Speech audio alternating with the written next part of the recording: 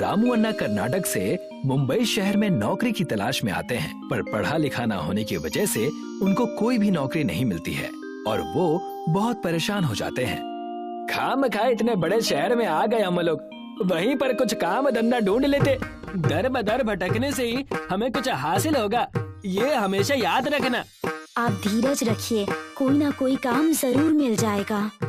कैसे काम मिलेगा मुझे जैसे अनपढ़ को? ये शहर पढ़े लिखे लोगों का जी, यहाँ पर मेरे जैसे अनपढ़ लोगों के लिए कोई काम नहीं है। मुझे बड़ी बेचैनी हो रही जी, कुछ समझ नहीं आ रहा क्या करूँ क्या ना करूँ। अगर ऐसा ही चलता रहा तो हमें दोबारा गाँव जाना पड़ेगा। अगर कोई नौकरी नहीं मिलेगी तो हम लोग अपना ही कुछ काम शुरू कर लेंगे। पर हम लोग क्या शुरू करें? हमारे पास इतने पैसे भी नहीं है कि खुद का कोई दुकान डाल सके। तुम्हारे गहने बेचकर ही तो हम यहाँ पर आए हैं। काश मेरे भी बाप दादा के पास अच्छी खासी जमीन जायदाद होती। हे भगवान, कैसी परीक्षा ले रहे हो? हम लोग एक ठेला लगाकर डोसा बनाने का काम शुरू कर सकते हैं, उसमें ज्यादा पैसों की भी जरूरत नहीं है। हाँ, ये सही कहा तुमने। इस काम में ना ही पैसों की जरूरत है जी और ना ही पढ़ा लिखा होने की। चलो आज से ही शुरू करते हैं। जल्दी से श्री गणेश करके अपने व्यापार को हम बहुत आगे ले जाएंगे। रामू अन्ना और उनकी पत्नी सुनीता बाजार के कोने पर एक ठेला लगाते हैं और डोसा बनाना शुरू कर देते हैं। आ जाओ भाइयों, गर्मा गर्म डोसा खाओ। सुनीता की आवाज सुनकर कुछ ग्राहक इनके ठेले पर आते हैं और डोसा बनाने के लिए कहते हैं। नया ठेला लगाया है क्या आपने? हाँ हाँ, आज ही लगाया है। कैसे दिया एक डोसा? आज पहला दिन है ना, इसलिए आज हम किसी से पैसे नहीं लेंगे। बस आप डोसा खाइए और बताइए कि कैसा बना है। रामू अन्ना ग्राहक को डोसा बना कर देते हैं। ग्राहक बड़े ही चाव से डोसा खाते हैं और उन्हें डोसा बहुत पसंद आता है। आपका बनाया हुआ डोसा तो बहुत ही स्वादिष्ट है। आपको तो किसी बड़े होटल में होना चाहिए था। जी नहीं जी, मेरे लिए ठेला काफी जी। अगर आपको मेरा डोसा अच्छा लगा तो हमेशा मेरे इधर आकर डोसा खाइए जी। आप भी खाइए और अपने बच्चे को भी खिलाइए। हमारे दुकान का डोसा जो एक बार खा लेता है न जी, वो हमेशा ही मुस्कुराता जी। हाँ हाँ, मैं तो आऊंगी ही और साथ में अपने दोस्तों को भी लेकर आऊंगी और वो भी आपके डोसे का मजा चखेंगे। अगले दिन से रामू अन्ना के ठेले पर ग्राहक आना शुरू हो जाते हैं। रामू अन्ना का डोसा सभी ग्राहकों को पसंद आता है और सभी लोग यहाँ पर डोसा खाने के साथ साथ घर भी ले जाते हैं, जिससे रामू अन्ना की अच्छी कमाई होती है। तुमने ये अच्छा दिमाग लगाया जो मुझे डोसा बनाने के लिए कहा। अब हम लोगों को वापस गांव जाने की जरूरत नहीं है, वरना मुझे गांव जाकर किसानी करनी पड़ती। पता नहीं अच्छे दिन हम कब देख पाते। हाँ, और अच्छे पैसे जमा होने पर हम लोग इसी शहर में अपना खुद का घर भी खरीद सकते हैं। पता नहीं इस मनहूस के हाथों में क्या जादू है जो हमारे ग्राहक होटल का डोसा छोड़कर उसके ठेले पर जा रहे हैं। जल्दी से कुछ करना पड़ेगा, नहीं तो ये मनहूस मेरे सारे ग्राहकों को ले जाएगा। होटल मालिक रामू अन्ना के ठेले को बंद करवाने की तरकीब सोचने लगता है। दूसरी तरफ रामू अन्ना के ठेले पर इतनी भीड़ लग जाती है कि रामू अन्ना का डोसा बनाने का सारा सामान खत्म हो जाता है। मुझे माफ कर दो भाइयों, अब आज मैं आपको डोसा नहीं खिला सकता। मेरा सारा सामान खत्म हो चुका जी, पर मैं कल से बहुत सारा सामान लेकर आएगा ताकि रात तक भी सामान खत्म न हो। और आज जो भी अकेला जा रहा है जी, कल उसे सांबर और चटनी ज्यादा दूंगा। मेरा मतलब जी कि जो भी खाली हाथ जा रहा है उसे। रामू अन्ना उस दिन के कमाए हुए पैसे लेकर अपनी पत्नी के साथ घर जाने लगते हैं। अब कल से और मेहनत करना होगा, नहीं तो ग्राहक भी नाराज हो जाएंगे। बेचारे डोसा खाने के लिए आए थे और मेरे पास सामान ही नहीं था। अगर रोज रोज ग्राहक खाली हाथ चले जाएंगे तो हमारे पास कुछ भी नहीं बचेगा। अगले दिन रामू अन्ना बहुत सारा सामान लेकर आते हैं और डोसा बनाने लगते हैं। उनकी अच्छी बिक्री होता देखकर बाकी के दुकानदार उनके दुकान के सामने कूड़ा फेंकते हैं और उनके ठेले को भी नुकसान पहुंचाते हैं, पर रामू अन्ना सब ठीक कर लेते हैं। पर तभी बारिश शुरू होती है और रामू अन्ना का चूल्हा बुझ जाता है।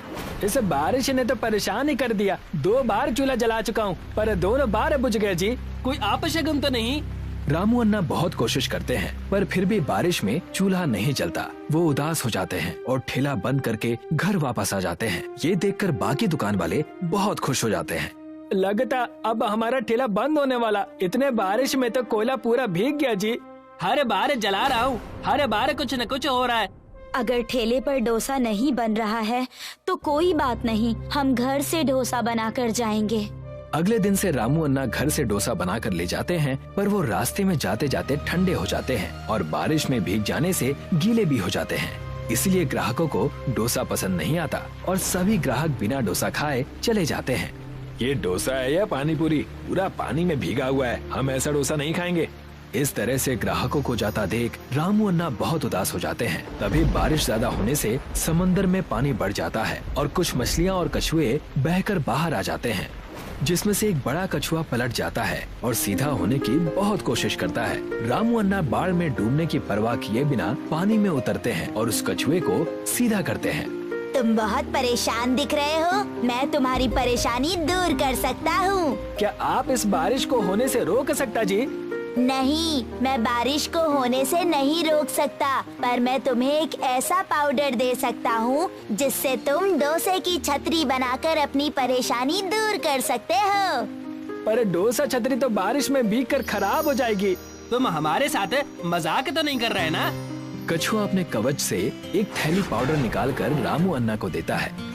ये लो, ये समुद्री देवता का दिया हुआ जादुई पाउडर है। जिस तरह से मेरा कवच इस पाउडर से कठोर हो जाता है, तुम्हारा डोसा वैसे ही कठोर और स्वादिष्ट हो जाएगा।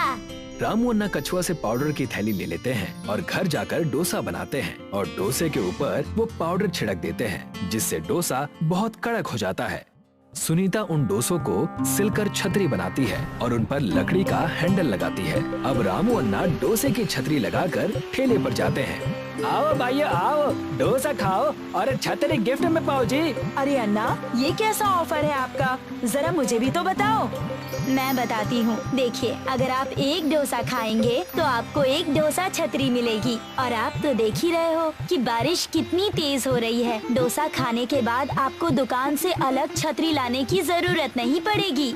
अरे वाह, ये तो बहुत ही अच्छा ऑफर है। डोसा खाओ और बारिश से भी बचो। रामू अन्ना के एक डोसा पर एक डोसा छतरी फ्री के ऑफर के बारे में जानकर बहुत सारे ग्राहक रामू अन्ना के ठेले पर डोसा खाने के लिए आते हैं, जिससे रामू अन्ना के पास जल्दी ही बहुत सारे पैसे इकट्ठा हो जाते हैं। देखा, हमारी इतनी बड़ी प्रॉब्लम चुटकी में सॉल्व हो गई। आज हमारे पास पैसों की कोई कमी नहीं है। हाँ, हमारी प्रॉब्लम तो सुलझ गई, पर इस शहर में बहुत ऐसे गरीब लोग हैं जी जिनके पास छतरी खरीदने को पैसे नहीं। हम उन्हीं की मदद करेंगे। अब से मैं ये तय करता हूँ जी, जहाँ कहीं भी कोई गरीब या भिखारी भूखा रहेगा, मैं उन्हें अपना डोसा मुफ्त में खिलाऊंगा और किसी को बिना छत के सोने नहीं दूंगा। रामू अन्ना और सुनीता बहुत सारी डोसा छतरी बनाते हैं और शहर के गरीब लोगों में बांट देते हैं। जल्दी ही रामू अन्ना पूरे शहर में डोसा छतरी वाले के नाम से फेमस हो जाते हैं। श्याम और रीमा पति पत्नी थे। दोनों अपने बच्चों के साथ मनाली में रहते थे। दिन में श्याम और रीमा मैगी बेचते और शाम होते ही दोनों मोमोज बेचना शुरू कर देते। उनके मोमोज का व्यापार खूब चलने लगा। जो लोग मनाली घूमने जाते वो जरूर उनके यहाँ मोमोज लेने चले जाते और बड़े चाव से खाते। लोगों को श्याम के मोमोज ज्यादा पसंद आते। रीमा की बनाई हुई मैगी कोई नहीं पूछता। इससे श्याम और रीमा में अनबन होने लगी। भाग्यवान, आज क्या बनाया है खाने में? वैसे तुम्हारे हाथ की मैगी खाए कई दिन हो गए हैं। जी ठीक कहते हैं आप, बना लीजिए मेरा मजाक। मैं तो हूँ ही इसी लायक। बाहर के लोगों को मेरी मैगी पसंद नहीं आ रही और ऊपर से आप भी शुरू हो गए। रीमा गुस्से से किचन में चली जाती है। एक दिन श्याम की दुकान पर एक आदमी आया और कहने लगा, भाई साहब, आपके मोमोज लाजवाब हैं। ऐसे मोमोज मनाली तो क्या पूरी दुनिया में कहीं नहीं मिलेगा। मेरा तो जी चाहता है भाई कि मैं आपके हाथ चूम लूं। तारीफ सुने कई दिन हो गए थे, आज आप आए हैं। ये सारी चीजें सुन सुनकर थक गया हूँ मैं। कुछ नया बोलिए। बस ध्यान रखिएगा, आपकी सफलता चरम सीमा न छूले। सफल हूँ इसलिए घमंड भी है। आदमी इतना कहकर वहाँ से चला जाता है। श्याम की सफलता को देखकर कई और लोगों ने वहाँ पर मोमोज का ठेला लगा दिया। लगता है हमारे व्यापार को किसी की नजर लग गई है। मैंने आपको कहा था ना, ज्यादा हवाबाजी मत कीजिए। देखिए, हमारा व्यापार देखकर ही कई लोगों ने मोमोज का ठेला खोल लिया है। तुम इसकी चिंता मत करो, लोग व्यापार नहीं व्यवहार देखकर खरीदारी करते हैं। और वही लोग व्यापार और व्यवहार करके हमसे आगे निकल जाएंगे और हम कुछ नहीं कर पाएंगे। कोई ना कोई तरकीब हमें निकालनी होगी, वरना तुम्हारी बातें सच हो जाएंगी। श्याम रीमा की बातों को अनदेखा कर देता है। कुछ ही दिन बाद उनका व्यापार ठप हो जाता है। श्याम इस बात से चिंतित हो जाता है। एक दिन बाजार से श्याम व्यापार के सामान ला रहा था, तब उसका एक्सीडेंट हो गया और उसे चोट लग गई। जख्म गहरे होने के कारण डॉक्टर ने बोला कि श्याम को 3 महीने तक आराम करना है। आपको इनका ज्यादा ख्याल रखना होगा। इनसे कहिए पहले की तरह काम ना करें, आराम करें। श्याम काम ना कर पाने के कारण दुखी हो जाता है और घर की तकलीफ देखकर रीमा से कहता है, ये कैसा समय आ गया है हमारे जीवन में। मैं तुम्हारी मदद नहीं कर सकता। तुम अकेले ये सब कैसे देखोगी। इस वक्त मैं परिवार की मदद ना करने की वजह से सच में बहुत दुखी हूँ। आप घर की चिंता मत कीजिए। मैंने बच्चों को छुट्टी मनाने मायके भेज दिया है। कुछ दिन मैं आपका ख्याल रख के घर चला लूंगी। काश मैं भी तुम्हारी मदद कर पाता। रीमा ने अपना व्यापार फिर से शुरू कर दिया। श्याम की मदद ना मिलने की वजह से वो सिर्फ मैगी ही बनाकर बेच पाती और ठीक ठाक व्यापार हो जाता। एक दिन सुबह रीमा ने अपनी दुकान खोली ही थी कि वहां पर एक गरीब बुढ़ा भीख मांगते हुए रीमा की दुकान पर आ गया। गरीब बुढ़ा रीमा को दुकान पर देखकर श्याम को ढूंढने लगता है। बेटी, यहाँ पर एक बेहतरीन मोमोज वाला नौजवान रहा करता था, वो कहाँ चला गया? बड़े दिन हो गए उसने मुझे मोमोज नहीं खिलाए। जी, वो मेरे पति हैं। उनका कुछ दिन पहले एक्सीडेंट हो गया। इस वजह से अब हम सिर्फ मैगी बेचते हैं। मैं आपको मैगी खिला देती हूँ, आप इसे खा लीजिए। रीमा ने उस गरीब बुढ़े को मैगी परोसी।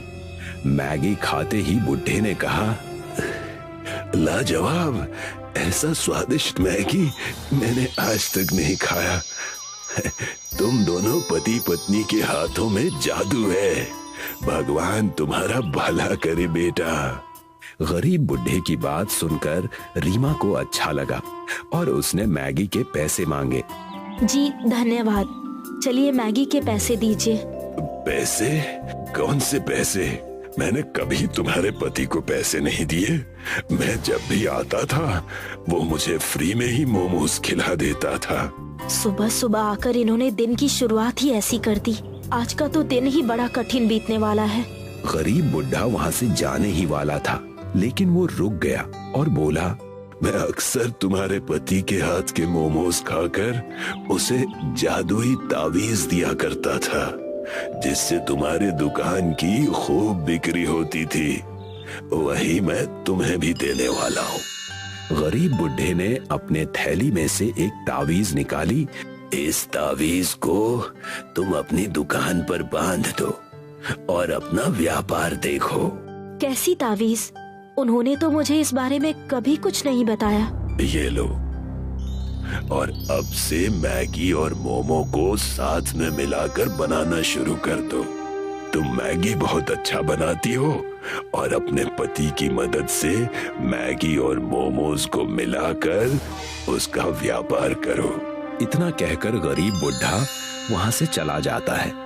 रीमा घर जाकर सारी बातें श्याम से बताती है।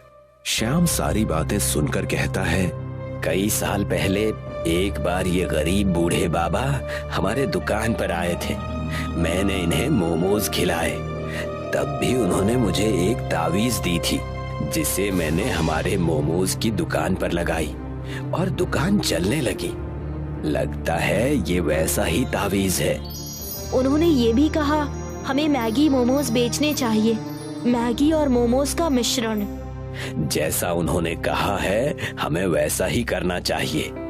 इससे हमारे व्यापार में सिर्फ बढ़त ही होगी। श्याम की बात सुनकर रीमा ने अपने दुकान पर गरीब बूढ़े बाबा की तावीज बांध दी और मैगी मोमोज बनाना शुरू किया। देखते ही देखते पूरे मनाली में मैगी मोमोज की चर्चा होने लगी। रीमा के हाथ के मैगी मोमोज टूरिस्टों को इतने पसंद आने लगे कि हर कोई बड़े चाव से खाने लगा। अन्य मोमोज वाले अपना व्यापार बंद करके वहां से चले गए और श्याम की तबीयत पहले से बहुत ठीक हो गई। अब से मैं भी तुम्हारा हाथ बटाऊंगा, हमारा व्यापार और चलने लगेगा। हमारे मैगी मोमोज अब सबको पसंद आने लगे हैं। क्यों ना हम अपना व्यापार हाथ गाड़ी से एक कैंटीन में बदल लें और तरह तरह के मैगी मोमोज बनाकर बेचें। इससे हमारा मुनाफा होगा। कैंटीन ही नहीं बल्कि अब हम मोमोज की पूरी फैक्ट्री खोल देंगे। तुमने पूरा परिवार बखूबी संभाल लिया। मेरे न होने के बावजूद इससे ज्यादा गर्व मुझे कभी नहीं हो सकता। श्याम और रीमा ने एक बड़ी सी मोमोज की कैंटीन खोल दी। उनका व्यापार पहले से 2 गुना ज्यादा चलने लगा और वो खुशी खुशी अपने परिवार के साथ फिर से रहने लगे।